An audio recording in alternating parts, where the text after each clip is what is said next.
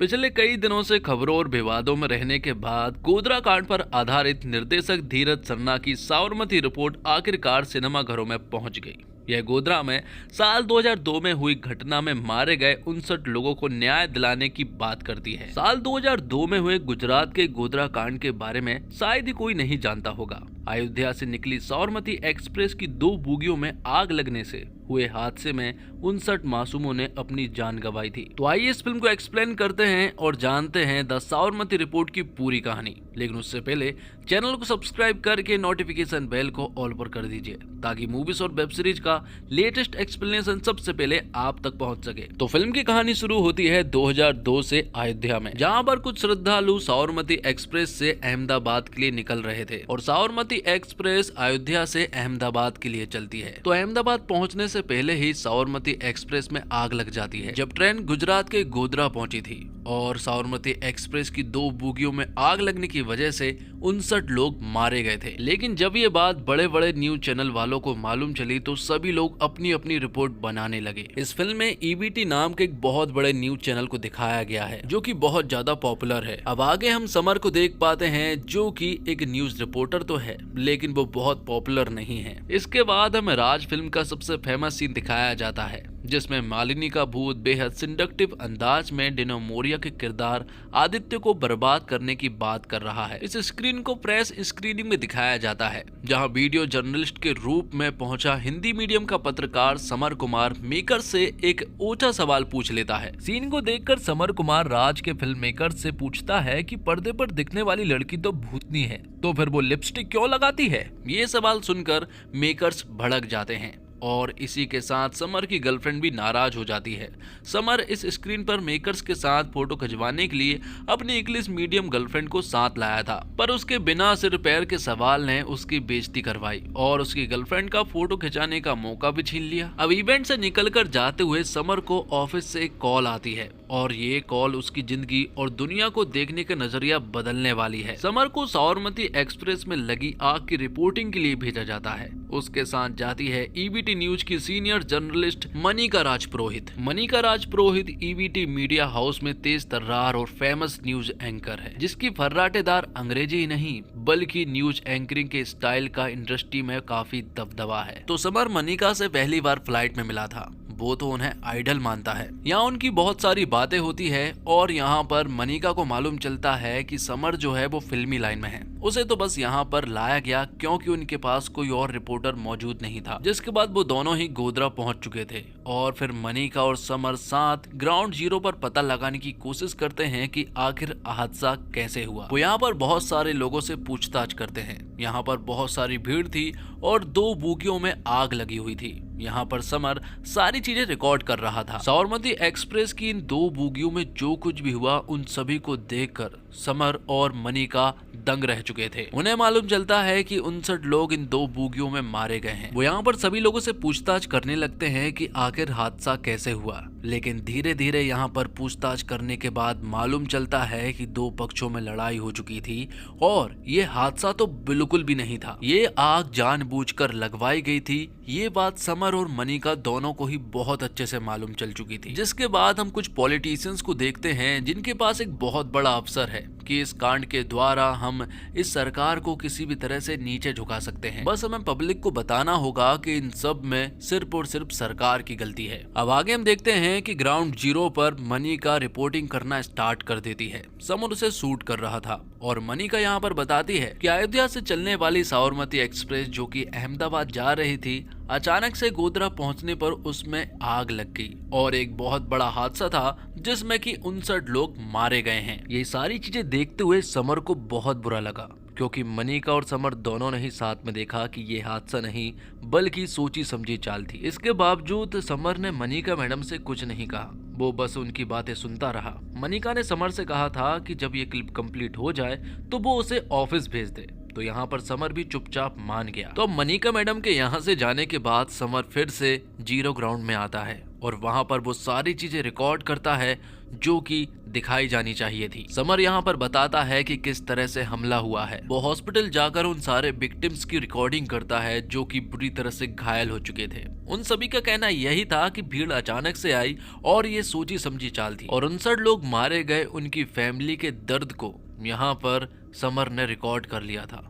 जब वो ये सारी रिकॉर्डिंग लेकर वापस आ रहा था तभी अचानक से दंगाई यहाँ भी पहुंच गए और उसके ऊपर भी अटैक करने की कोशिश की, लेकिन जैसे तैसे समर जो है वो वहां से भाग जाता है और तुरंत ही दिल्ली आकर उस रिकॉर्डिंग के बारे में ईबीटी मीडिया हाउस के डायरेक्टर को बताता है। वो उन्हें दोनों टेप दे देता है। एक टेप में मनिका ने रिपोर्टिंग की थी तो दूसरे टेप में समर ने रिपोर्टिंग की थी, लेकिन तब तक थोड़ी देर हो चुकी थी क्योंकि मनिका की रिपोर्ट पूरी तरह से तैयार थी। लेकिन यहाँ समर अपने हेड को बताता है कि जो कुछ भी मनिका मैडम और हमने देखा है वो यहाँ पर बताया नहीं गया है। मनिका मैडम ने वहाँ पर रिपोर्टिंग की है कि वो एक हादसा है, जबकि मेरे पास पुख्ता सबूत है जो कि इस टेप में है और आप देख सकते हैं कि ये हादसा नहीं बल्कि सोची समझी चाल थी। तो ईबीटी मीडिया हाउस वाले समर से कहते हैं कि कल तुम्हारी रिपोर्टिंग भी टीवी पर चलाई जाएगी और वो ये टेप यहाँ पर मिश्रा जी को दे देते हैं जो कि ईबीटी मीडिया में ही काम करते हैं। लेकिन जब अगले दिन टीवी पर ईबीटी न्यूज की न्यूज आई तो सभी लोग हैरान रह चुके थे क्योंकि न्यूज में मनिका मैडम की ही रिपोर्टिंग बताई गई थी। ये देखने के बाद तुरंत ही समर मीडिया हाउस पहुंचा। वहां पर उसने बताया कि जैसे तुम हादसा कह रहे हो वो एक हादसा नहीं है बल्कि ये एक बहुत बड़ी सोची समझी चाल है जिसे कि तुम लोग छिपा रहे हो, लेकिन उसे बताया जाता है कि हमें ऐसा करना पड़ता है। समर उनसे कहता है कि तुम्हें सिर्फ अपने मीडिया हाउस की पड़ी है, जबकि 59 लोग मारे गए हैं और उनकी फैमिली का क्या होगा उनके बारे में तुमने एक बार भी नहीं सोचा होगा। लेकिन मनिका मैडम और ईबीटी मीडिया हाउस के डायरेक्टर उससे ठीक ढंग से बात नहीं करते हैं और उसे नौकरी से भी निकाल देते हैं। लेकिन जाते जाते समर उनसे कहता है कि एक दिन गोधरा कांड का सच जरूर बाहर आएगा और फिर इस सच को पूरी दुनिया देखेगी। बस समय का इंतजार करो क्योंकि सच गुमराह हो सकता है लेकिन छिप नहीं सकता। आगे हम देखते हैं कि ईबीटी मीडिया हाउस वाले ने मनिका ने जो रिपोर्टिंग की थी वही रिपोर्टिंग चलाई गई है और अब पूरी दुनिया को ऐसा लगता है कि वो एक हादसा है। और यहाँ समर कुछ भी नहीं कर पाया जबकि वो चाहता था कि सच सामने आए। उसके पास जो टेप था वो टेप भी मिश्रा जी के पास है और अब उसके पास कोई सबूत नहीं है, इसलिए यहाँ पर उसे झूठे केस में जेल में डाल दिया जाता है क्योंकि अगर वो बाहर रहा तो वो ईबीटी मीडिया हाउस के लिए खतरा बन सकता था। लेकिन वो ज्यादा देर तक जेल में नहीं रहा क्योंकि उसकी गर्लफ्रेंड ने उसे जेल से बाहर निकाल लिया था। लेकिन यहाँ पर समर ने सोचा नहीं था उसके साथ ऐसा होगा क्योंकि यहाँ उसका ब्रेकअप हो चुका था, तो नौकरी भी जा चुकी थी और उसकी गर्लफ्रेंड भी जा चुकी थी। लेकिन उसे सबसे बड़ा दुख इस बात का था कि जो सच सामने आना चाहिए था वो सच किसी के सामने नहीं आ पाया, जिस वजह से वो बेबड़ा बन गया और अब उसकी जिंदगी सिर्फ और सिर्फ शराब के लिए चलती है। जो इंसान सच के लिए लड़ा करता था अब उसे किसी से कोई भी लेना देना नहीं है, बस वो अपनी जिंदगी ठीक ठाक गुजारना चाहता है। तो इसी तरह से 5 साल बीत जाते हैं और कहानी 2007 में पहुंच जाती है जहां पर कि हम अमृता गिल नाम की एक लड़की को देख पाते हैं और वो भी एक जर्नलिस्ट है, लेकिन वो भी बहुत ज्यादा पॉपुलर नहीं है। बस वो भी मनिका जैसी एक बड़ी न्यूज रिपोर्टर बनना चाहती है और अब अमृता भी ईबीटी मीडिया में ही काम करने लगी है। तो अमृता पहले दिन मनिका से मिल जाती है और वो मनिका से कहती है कि वो उनकी तरह ही न्यूज रिपोर्टर बनना चाहती है। लेकिन मनिका का एटीट्यूड इस तरह था जो कि अमृता को बिल्कुल भी पसंद नहीं आता। अब आगे हम देखते हैं कि 2007 में जब सीएम चेंज हो चुके थे तब ये केस एक बार फिर से खुला। तो जब नई सरकार बनी तो ईबीटी मीडिया हाउस के लोग जो है वो उनके मिनिस्टर से मिलने के लिए पहुंच गए। ईबीटी मीडिया हाउस वाले तो अपने संबंध मजबूत करने के लिए गए थे, लेकिन वहां तो कुछ उल्टा ही हो गया। पता चलता है कि स्टेट गवर्नमेंट चाहती है कि ईबीटी मीडिया हाउस वाले गोधरा कांड की रिपोर्ट एक बार फिर से तैयार करें। तो ईबीटी मीडिया हाउस वाले भी मान जाते हैं। हालांकि एक प्रॉब्लम थी, लेकिन एक बहुत बड़ी प्रॉब्लम नहीं थी। वो कहते हैं कि हम रिपोर्ट जरूर तैयार करेंगे, लेकिन हम इस बार हत्याकांड के बारे में नहीं बल्कि विक्टिम्स के बारे में बताएंगे। लेकिन इसके बारे में वो खुद रिपोर्टिंग नहीं करने वाले थे, बल्कि वो किसी नए रिपोर्टर को देखना चाहते हैं ताकि वही इसे संभाल ले, वरना इनकी तो रेपुटेशन खराब हो जाएगी। तब मनिका को अमृता के बारे में याद आता है। अमृता दरअसल में एक मौके की तलाश में है और वो अपना काम जो है वो काफी अच्छे तरीके से करती है। इसलिए मनिका अमृता से कहती है कि तुम्हें गोधरा कांड के विक्टिम्स की रिपोर्ट तैयार करनी है और ये सब कुछ तुम्हारे हाथ में है। इसके लिए तुम्हारे पास 1 हफ्ता है।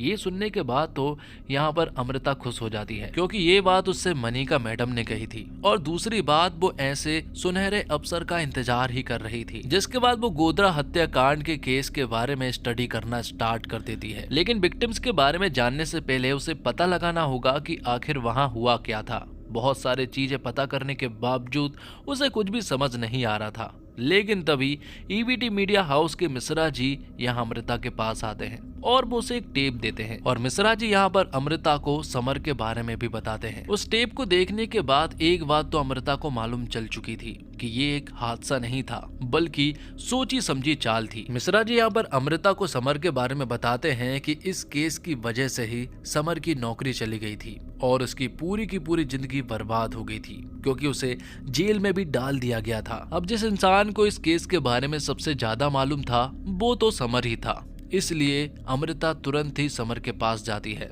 समर तो अब पूरी तरह से बेवड़ा बन चुका था, लेकिन यहाँ पर अमृता चाहती है कि समर उसे गोधरा केस के बारे में सब कुछ बताए। लेकिन समर का अब किसी से कोई भी लेना देना नहीं है। उसका जीवन जो है वो शराब के लिए है और अब उसे बस शराब के लिए पैसे चाहिए होते हैं। तो यहाँ पर समर ने मना कर दिया था, लेकिन जब अमृता यहाँ से जाने लगती है तो समर तुरंत ही उसके पास जाता है और कहता है कि मैं तुमसे 50,000 रुपए लूंगा इस काम के लिए, बदले में मैं तुम्हें सारी इन्फॉर्मेशन दूंगा जो कि तुम्हें चाहिए है। दरअसल में समर के शराब के लिए पैसे खत्म हो रहे थे, इसलिए उसने ये किया। तो अमृता भी मान चुकी थी, लेकिन वो समर को सिर्फ और सिर्फ 30,000 रुपए देने ही वाली थी। इसके लिए समर भी मान गया था। वो अगले दिन गोधरा निकल जाते हैं और अब वो दोनों मिलकर यहाँ जीरो से इन्वेस्टिगेट करेंगे कि आखिर यहाँ पर हुआ क्या था। तो थोड़ी जांच पड़ताल के बाद उन्हें मालूम चला कि अयोध्या में एक यज्ञ था और यज्ञ से ही ये सारे लोग वापस लौट रहे थे। तभी वहाँ पर मालूम चलता है कि कुछ लड़के लड़की के साथ छेड़छाड़ कर रहे हैं। ये देखने के बाद जब सद्दाम को ये सारी बातें मालूम चली तो उसने भीड़ इकट्ठी कर ली। सद्दाम ने 5 से 10 मिनट के भीतर ही 1000 लोगों की भीड़ इकट्ठी कर ली थी। फिर सद्दाम ने सारे लोगों को यहाँ लेकर आया और फिर यात्रियों से झगड़ा किया, क्योंकि उन्हीं में से एक ने सानिया के साथ बदतमीजी की थी। इसी वजह से ट्रेन में आग लग गई। दूसरी कहानी ये है कि प्लेटफॉर्म पर ही एक साजिद बाटली वाला है जो कि चाय वाला है। उसकी लड़ाई जो है वो यात्रियों से हो गई। बाद में साजिद बाटली वाला ने सद्दाम को बताया और फिर सद्दाम ने इसी तरह से 1000 लोगों की भीड़ लेकर आया और फिर यात्रियों से झगड़ा की वजह से ट्रेन में आग लग गई। और इन सब का चश्मदीद गवाह है अरुण बरदा। तो यहाँ पर अमृता और समर को एक बात समझ में आती है कि ये लोग वही दिखा रहे हैं जो कि हमें देखना चाहिए। उन्होंने एक चीज नोटिस कर ली थी कि दोनों कहानियों में पैसेंजर्स की ही गलती है, जिस वजह से कोई कुछ नहीं कह रहा है और इसी वजह से इस कहानी को दबा दिया गया है। लेकिन अरुण बरदा से अगर वो लोग मिल लें तो ये सारी कहानी झूठी साबित हो जाएगी और उन्हें अपनी तीसरी और सच्ची कहानी मिल जाएगी। लेकिन उससे पहले ये लोग साबरमती एक्सप्रेस को देखने के लिए जाते हैं जो कि 5 साल पहले जल गई थी। वो यहाँ पर निरीक्षण करते हैं और देखते हैं कि आखिर रेलवे वालों ने इसे किस तरह से हादसा बताया है। रेलवे वालों की रिपोर्ट में लिखा था कि कुछ लोग इसी ट्रेन के डिब्बे में बैठकर खाना बना रहे थे। तो एक दूसरी रिपोर्ट में लिखा है कि सिगरेट की वजह से इस ट्रेन में आग लगी है। लेकिन समर इन दोनों को ही झूठी ठहरा देता है। समर बताता है कि इन दोनों बोगियों की अगर सीट को मिलाया जाए तो 72 सीट है और यात्री जो है वो 200 के आसपास थे, मतलब कि 3 गुना लोग। मतलब कि जिस ट्रेन में पैर रखने तक की जगह ना हो वहां पर लोग खाना बना रहे थे। ऐसा तो हो ही नहीं सकता। मतलब ये रिपोर्ट तो पूरी तरह से गलत है। दूसरी रिपोर्ट है सिगरेट की। तो यहाँ भी वही बात निकल कर आती है कि जब 3 गुना भीड़ है तो किसी इंसान ने सिगरेट निकाली और पी ली और वहां पर फेंक दी और किसी ने उसे देखा भी नहीं। चलो सिगरेट अगर किसी ने फेंक दी और किसी ने देखा भी नहीं तो आखिर एक सिगरेट से ज्यादा क्या हो सकता है। जो यहाँ हम देख रहे हैं वो तो बिल्कुल नहीं हो सकता। तो अब वो लोग कोर्ट जाते हैं जहाँ पर कि अरुण बरदा मौजूद था, लेकिन उसे सबकी नजरों से छिपाया जा रहा था, जिस वजह से अमृता और समर को भी उसे ढूंढने में बड़ी प्रॉब्लम हुई थी। लेकिन आखिर में उसने देखा कि 2 पुलिस वाले अरुण बरदा को बाइक से लेकर जा रहे हैं। वो लोग अरुण बरदा को घर लेकर जाते हैं और उनके पीछे पीछे अमृता और समर भी जा रहे थे। लेकिन प्रॉब्लम ये थी कि अरुण बरदा को जिस घर में रखा गया था उसकी चौकीदारी के लिए 2 हवलदार भी बाहर खड़े किए गए थे। तो आखिर समर और अमृता अंदर कैसे जाए? तो समर के पास भी इसका प्लान था। वो लोग बड़े ऑफिसर्स बनकर बत्ती वाली जीप लेकर अरुण बरदा के घर पहुंच जाते हैं। हवलदार उन्हें नहीं रोक पाते हैं और फिर वो अरुण बरदा से सारी पूछताछ कर लेते हैं और फिर अरुण बरदा को ना चाहते हुए भी सब कुछ सच बताना पड़ता है। अरुण बताता है कि वो किसी जगह पर काम कर रहा था, तभी सद्दाम भाई आए और उन लोगों ने हम सभी को अपने साथ लेकर चले गए और जो गोधरा में हुआ है वो कोई हादसा बिल्कुल भी नहीं है, ये एक सोची समझी चाल थी। साबरमती एक्सप्रेस को जलाने की प्लानिंग एक दिन पहले ही हो चुकी थी। बहुत सारे लोगों को इकट्ठा भी कर लिया गया था और 20-20 लीटर की 7 पेट्रोल की ड्रम्स को भी रख लिया गया था। अगले दिन जब गोधरा के पास 5 मिनट के लिए ट्रेन रुकी तो सभी लोगों ने साबरमती एक्सप्रेस पर S6 में हमला कर दिया, क्योंकि S6 पर ही हमला करने का कहा गया था। पहले तो सभी ने साबरमती एक्सप्रेस पर ईंट और पत्थर चलाए, बाद में उसमें पेट्रोल डाला और आग लगा दी। तो अब यहाँ पर अमृता और समर को सारी बातें मालूम चल चुकी थी, आखिर साबरमती एक्सप्रेस पर आग कैसे लगाई गई। लेकिन अभी भी उस बड़े आदमी का नाम बाहर नहीं आया था जिसने ये सारा काम करवाया था। सद्दाम तो उस बड़े आदमी का कठपुतली था। सद्दाम से जो कहा जाता था सद्दाम वही करता था। और इससे पहले कि उसका नाम बाहर आ पाता, जब अमृता और समर कहीं जा रहे थे तभी अचानक से कुछ गुंडे आ जाते हैं और उन लोगों ने यहाँ से अमृता के पास से सारे सबूत लेकर चले गए थे। अब अगले दिन कुछ पता करने के बाद इन्हें एक बहुत बड़े मास्टरमाइंड का नाम सामने आता है और वो मास्टरमाइंड था हबीब कादरी। हबीब कादरी के कहने पर ही सद्दाम ने ये सब कुछ किया था। कुछ दिन बाद हम देखते हैं कि समर के ऊपर आरोप लग चुके थे और उसे भी फंसाया जा रहा था। समर यहाँ पर बहुत कुछ बताना चाहता था लेकिन उसके पास सबूत नहीं थे, क्योंकि सारे सबूत तो उनसे छीन लिए गए हैं। लेकिन फिर भी वो जज साहब को बहुत सारी बातें बताता है। वो बताता है कि इन सब में सबसे बड़ी गलती पत्रकारिता की है। देश बहुत उम्मीद लेकर इनकी तरफ देखता है, लेकिन मीडिया वाले अपने ऊपर बैठे उन लोगों को देखता है जो कि ये सारी चीजें करवाते हैं। तो जज साहब यहाँ पर कोई फैसला तो नहीं सुनाते, लेकिन वो गोधरा के इस सच को बाहर लाना चाहते हैं। इसलिए वो एक टीम को तैयार करते हैं और इस सच को ताकि बाहर लाया जा सके। तो अब इसी तरह से ये केस जो है वो 2017 तक पहुंच चुका था और अभी तक कोई भी फैसला नहीं सुनाया गया था। तो अब हम देखते हैं कि समर अब नेशनल टीवी पर एंकरिंग करने लगा था और अमृता को भी ईवीटी से निकाल दिया गया था, इसलिए वो भी समर के साथ नेशनल टीवी पर ही काम करती है। और आज का बहुत ही खूबसूरत पल होने वाला था, क्योंकि समर 2017 में गोधरा के उस हत्याकांड के बारे में रिपोर्ट लेकर आया था और सभी को सच बताने वाला था। समर शुरुआत से सब कुछ बताता है कि अयोध्या से यज्ञ कंप्लीट करने के बाद सारे श्रद्धालु जब साबरमती ट्रेन में बैठे और जब वो अहमदाबाद जाने के लिए निकले तो अहमदाबाद पहुंचने से पहले ही गोधरा पहुंचने पर उनके ऊपर अटैक हो गया। लेकिन ये कोई हादसा नहीं था, बल्कि एक बहुत ही सोची समझी चाल थी। सद्दाम और उसके बहुत सारे लोगों ने पहले तो साबरमती एक्सप्रेस पर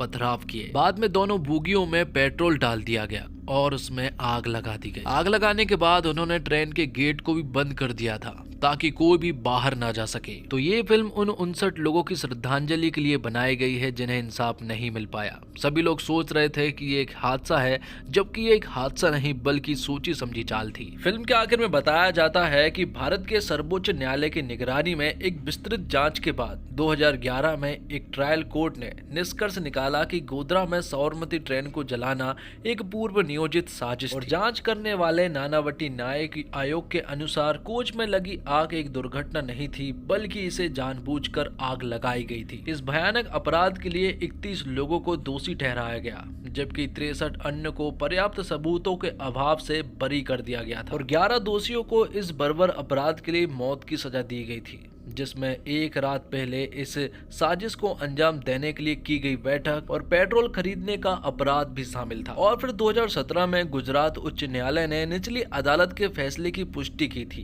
कि साबरमती ट्रेन को जलाने की साजिश थी, न कि दुर्घटना। तो दोस्तों, साबरमती रिपोर्ट वास्तविक जीवन की घटना पर आधारित फिल्म है, इसलिए इस बात पर बहस को आमंत्रित करता है कि फिल्म प्रमाणिक है या नहीं। लेकिन जैसा कि विक्रांत ने अपने एक इंटरव्यू में कहा था, इस फिल्म को हिंदू मुस्लिम या लेफ्ट राइट विंग के चश्मे से देखना मानवता के लिए शर्म की बात है। द साबरमती रिपोर्ट न केवल दंगों के दौरान मारे गए निर्दोष लोगों को श्रद्धांजलि देती है, बल्कि एक फिल्म मनोरंजन के माध्यम के रूप में अंत तक दिलचस्पी बनी रहती है। यह फिल्म उन लोगों को अवश्य देखनी चाहिए जो भारतीय इतिहास में रुचि रखते हैं। और द साबरमती रिपोर्ट, ये फिल्म बड़ी हिम्मत से साबरमती का सच दिखाती है। ये फिल्म कसी हुई है, मीडिया के नजरिए से ये चीजों को दिखाती है, कुछ ऐसा भी दिखाती है जो मीडिया की इमेज खराब करता है। लेकिन बात जब 59 लोगों की जान की होती है तो बात तो होनी चाहिए। फिल्म हर पहलू पर बात करती है, कोर्ट ने जो कुछ कहा वो बताती है, आपको बांधे रखती है। आप इस केस का सच जानने के लिए इस रिपोर्टर के साथ रिपोर्टर बन जाते हैं। आज की पीढ़ी को शायद इस कांड के बारे में नहीं पता होगा, तो उनके लिए ये फिल्म एक दस्तावेज का काम भी करती है। फिल्म आपको कहीं बोर नहीं करती, कहीं खींची हुई नहीं लगती, चीजें तेजी से आगे बढ़ती रहती है। हाँ, थोड़ा इमोशनल कनेक्ट कम है, वो होता तो फिल्म और शानदार हो सकती थी। 12वीं फेल के बाद विक्रांत फिर फॉर्म में है और इस रिपोर्टर में उन्हें पूरे नंबर मिलते हैं। सच दिखाने वाला एक नया पत्रकार, हिंदी बोलने वाला एक पत्रकार। ये किरदार विक्रांत के अलावा शायद ही कोई कर सकता था। उन्होंने परफेक्शन से इस किरदार को निभाया है। रिद्धि डोंगरा ने कमाल का काम किया है। मीडिया के लोग उनके किरदार से काफी रिलेट कर पाएंगे। हर न्यूज रूम में रिद्धि के किरदार जैसा पत्रकार आपको मिल जाएगा। उनके एक्सप्रेशन परफेक्ट है। राशि खन्ना ने ट्रेनी जर्नलिस्ट के किरदार को परफेक्शन के साथ प्ले किया है। एक बड़ी जर्नलिस्ट की एक फैन से लेकर उसे सच का आईना दिखाने वाली पत्रकार, ये रोल उनके बेस्ट रोल में से एक है। बाकी के कलाकारों ने भी अच्छा काम किया है। तो वहीं धीरज सरना का डायरेक्शन अच्छा है। उन्होंने फिल्म को खींचा नहीं, 2 घंटे में सब दिखा दिया, लेकिन इमोशन और डालना चाहिए था। तारीफ एकता कपूर की भी करनी होगी कि उन्होंने ऐसा सब्जेक्ट चुना, इसके लिए हिम्मत चाहिए है। एकता का सास बहू से लेकर साबरमती तक का सफर दिलचस्प रहा। वो हर तरह का कंटेंट बना रही है और कुछ नया ट्राई करने से हिचकिचा नहीं रही है। और द साबरमती रिपोर्ट में कलाकारों का अभिनय सराहनीय है। पत्रकार की भूमिका निभा रहे विक्रांत मैसी, राशि खन्ना और रिद्धि डोंगरा अपने अभिनय से कहानी को और भी गहरा बनाते हैं। विक्रांत जैसा अभिनेता के लिए जिनके पास 12th फेल, सेक्टर 36 और डेथ इन द गंज जैसी कई समीक्षाओं द्वारा बेहतरीन भूमिकाएं हैं, द साबरमती रिपोर्ट के साथ यह बेहतर हो जाता है। इस फिल्म में उनका अभिनय पानी जैसा है, यह प्रभावित होता है और इसका शांत प्रभाव पड़ता है। जहां राशि अपने किरदार में एक विशेष आकर्षण जोड़ती है, वहीं रिद्धि अपने प्रभावशाली अभिनय से चमकती है। वह एक बॉस महिला का किरदार निभाती है और उसके साथ न्याय करती है। तो उम्मीद करता हूं दोस्तों आपको वीडियो पसंद आई होगी। वीडियो पसंद आई हो तो वीडियो को लाइक जरूर कीजिएगा, ताकि आपको इसी तरह के लेटेस्ट और फ्रेश कंटेंट मिलते रहें। मिलते हैं एक और कमाल की वीडियो के साथ, तब तक के लिए आप हमारे चैनल के साथ बने रहिए। धन्यवाद। जय हिंद, जय भारत, जय श्री राम।